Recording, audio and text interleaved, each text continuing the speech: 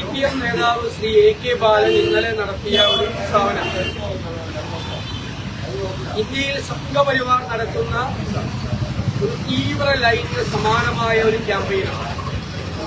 അതായത് UDF അധികാരത്തിൽ വന്നാൽ ആഭ്യന്തരം കൈകാര്യം ചെയ്യുന്നത് ജമാഅത്ത് ഇസ്ലാമി ആയിരിക്കും എന്നുള്ള പ്രസ്താവന. സംഘപരിവാർ അജണ്ട ഇന്ത്യയിൽ എല്ലായിടത്തും നടപ്പാക്കുന്നതിന്റെ ഭാഗമായി അവർ നടത്തുന്ന പ്രചരണത്തിന്റെ ഭാഗം. ഗുജറാത്തിലെ ഒരു നിയമസഭാ തെരഞ്ഞെടുപ്പിൽ BJPയുടെ പ്രചരണം കോൺഗ്രസ് ജയിച്ചാൽ അഹമ്മദ് പട്ടേൽ മുഖ്യമന്ത്രിയാവുന്നതാണ്. എന്താ കാരണം? ഒരു മുസ്ലിം വിരുദ്ധ വികാരം ഭൂരിപക്ഷ സമുദായത്തിൽ ഉണ്ടാക്കി രണ്ട് സമുദായങ്ങളെ തമ്മിൽ ഭിന്നിപ്പിക്കുന്നതിന് വേണ്ടി നടത്തിയ സംഘപരിവാർ തന്ത്രം. അതേ സംഘപരിവാർ തന്ത്രമാണ് ഈ ഒരു പ്രസ്താവനയിലൂടെ AK ബാലൻ നടത്തിയിരിക്കുന്നത്. CPMന്റെ നേതൃത്വത്തിന്റെ അറിവോടുകൂടിയാണ് AK ബാലൻ ഈ പ്രസ്താവന നടത്തിയിരിക്കുന്നത്. വെള്ളാപ്പള്ളി നടേശൻ നടത്തിയ പ്രസ്താവനയും AK ബാലൻ നടത്തിയ പ്രസ്താവനയും തമ്മിൽ കൂട്ടിവെച്ചാൽ മതി. അപ്പോ വെള്ളാപ്പള്ളി നടത്തിയ പ്രസ്താവനയെ എതിർത്ത CPI നേതാവ് ബിനോയ് വിശ്വം AK ബാലൻ നടത്തിയ ഈ വർഗീയ പ്രസ്താവനയെ പിന്തുണയ്ക്കുന്നുണ്ടോ? ഞങ്ങൾ അറിയാൻ ആഗ്രഹിക്കുന്നു. അറിയാൻ ഞങ്ങൾക്ക് ആഗ്രഹമുണ്ട്. എന്താ അതിനെ എതിർത്തതിന്റെ പേരിൽ ബിനോയ് വിശ്വം ഇതിനെക്കുറിച്ച് വളരെ മോശമായ പ്രതികരണം CPM നേതാക്കന്മാർ നടത്തിയാണ്. അദ്ദേഹം ഉത്തരം താങ്ങുന്ന പല്ലിയായി മാറിയെന്നാണ് ബിനോയ് വിശ്വത്തിനെതിരായി നടത്തുന്ന പ്രചരണം. ഇടതുമുന്നണി ശിഥിലീകരിക്കപ്പെടുകയാണ്.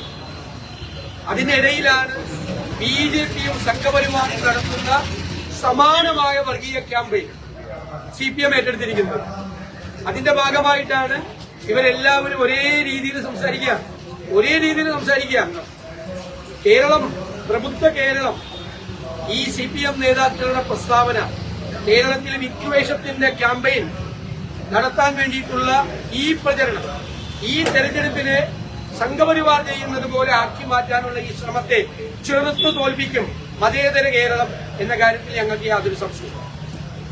രണ്ടാമത്തെ കാര്യം, മുൻ ദേവസ്വം ബോർഡ് പ്രസിഡന്റ് പത്മകുമാറിനെതിരായി ഗുരുതരമായ ആരോപണം കൂടി SIT കോടതിയിൽ ഉന്നയിച്ചിരിക്കുകയാണ്. ഗുരുതരമായ അദ്ദേഹമാണ് ഇതിനെല്ലാം കൂട്ടുനിന്നത് എന്നുള്ള വ്യക്തമായ ആരോപണം ഉന്നയിച്ചിരിക്കുക.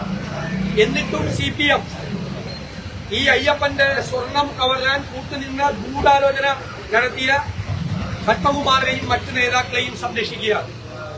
പത്മകുമാർ വളരെ ദൈവതുല്യനായ ഒരാളെ സംരക്ഷിക്കാൻ വേണ്ടിയിട്ടാണോ ഇവർ ചെയ്യുന്നത് എന്ന് CPM വ്യക്തമാക്കണം.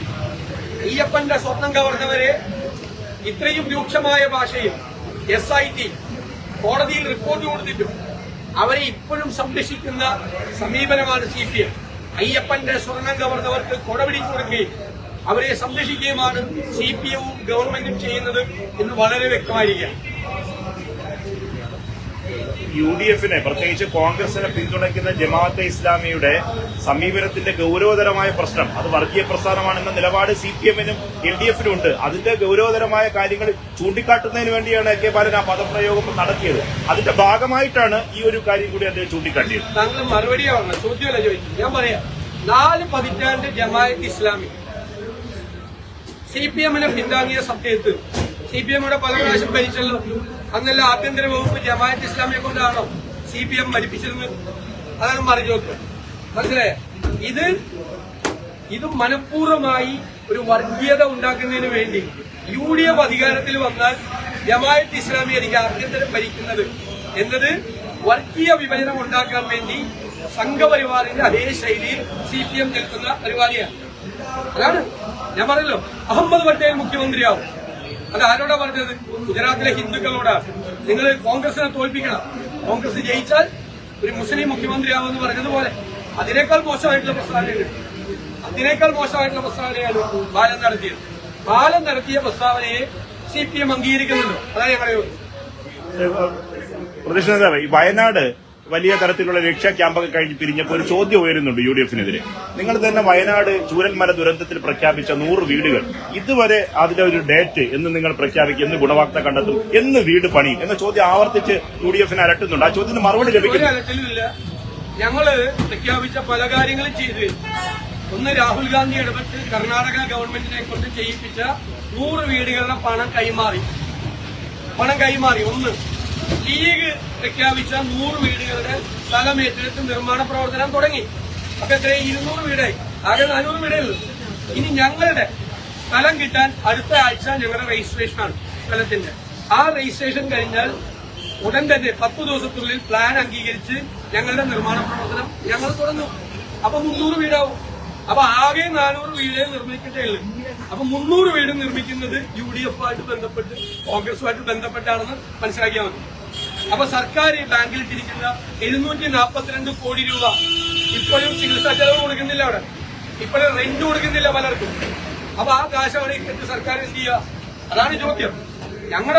ഞങ്ങളുമായി ബന്ധപ്പെട്ട് പറഞ്ഞ 300 വീട് അവിടെ വരും.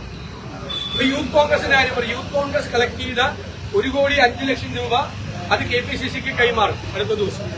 എല്ലാം ക്ലിയർ ആണ്. എപ്പോഴാണ് അവസാന തീയതി ഈ വീട് നിർമ്മാണം ആരംഭിക്കുന്നത്? ഞാൻ സർക്കാർ ഒരു കൊല്ലം എടുത്തു ഭൂമി കണ്ടെത്താൻ പറ്റും.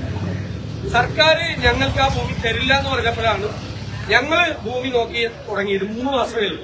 നിങ്ങൾക്കറിയാം എന്തുകൊണ്ടാണ് സർക്കാർ ഒരു കൊല്ലം വൈകിയത്? വയനാട്ടിലെ പല ഭൂമി നിയമപ്രശ്നങ്ങളിൽ കുരുങ്ങിക്കിടക്കും. നിയമപരമായ പരിശോധന പൂർണ്ണമായി നടത്താത്തൊരു ഭൂമി എടുക്കാൻ പറ്റില്ല. സർക്കാർ ഒരു കൊല്ലം താമസിച്ചപ്പോ ഞങ്ങൾക്ക് 3 മാസം താമസിക്കാൻ പാടില്ല ഭൂമി എടുക്കാൻ. ഇതിന് വ്യാപകമായി ഇതിൽ പ്രചരണമുണ്ട്. ഞാൻ തട്ടിയെടുത്തു പൈസ. ഇന്നലെ ഞാനൊരു CPMന്റെ അവിടെ ഇരുന്ന ഒരാള് എല്ലാ ദിവസവും 10 കാർഡ് ഇറക്കണ്ടല്ലേ എനിക്കെതിരായിട്ട്. നിങ്ങളുടെ ഒരാൾ അവിടെ ഇരുന്ന് ഇറക്കണ്ടല്ലോ 10 കാർഡ്. അതിലൊരു കാർഡ് മറ്റേ അവിടെ തന്ന പൈസ, KPCC തന്ന പൈസ ഞാൻ അടിച്ചു മാറ്റി. KPCCയുടെ 137, 138 ഞങ്ങള് സംഘടനാ പ്രവർത്തനം നിങ്ങൾ ഫണ്ട് പിരിക്കലേക്ക് CPM ഫണ്ട് പിരിക്കലേക്ക് അടിക്കൊണ്ടു പോയിരുന്നു. പിണറായി വിജയൻ 16 കൊല്ലം പാർട്ടി സെക്രട്ടറി ആയിരുന്നപ്പോ CPM ഫണ്ട് പിരിവ് നടത്തിയതൊക്കെ അദ്ദേഹം വീട്ടിൽ കൊണ്ടുപോയിരുന്നു. ഞാൻ വീട്ടിൽ കൊണ്ടുവരുന്നു 100 കോടി രൂപ. 137 ഇതുപോലത്തെ പ്രചരണം AKG സെന്ററിൽ നിന്ന് നിങ്ങളൊരാളെ ചുമതലപ്പെടുത്തിയിട്ടുണ്ടല്ലോ.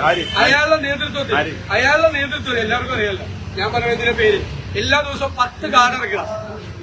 എല്ലാം കഴിയുമ്പോൾ നിങ്ങൾ അയാളോട് പറഞ്ഞേക്കും അയാൾക്കെതിരെ ഒരു കാർഡ് വന്നിടുന്നത് ഒറിജിനൽ. ഇന്ന് മുതലാണ്